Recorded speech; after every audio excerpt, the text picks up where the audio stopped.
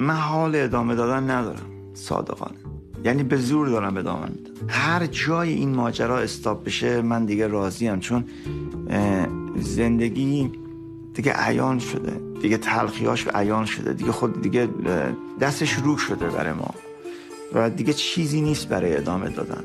برای یه آدمی بی سلاح، در واقع بازنده در این جهان، مثل بنده، مثل آرتیست، اینه که فقط بشینه و نگاه کنه که همین کثافت ها داره رخ میده و هیچ کاری هم از دستت بر نمیاد و خجالت میکشی که به خودت جلوی آینه نگاه کنی بگی من دارم ملودی میسازم.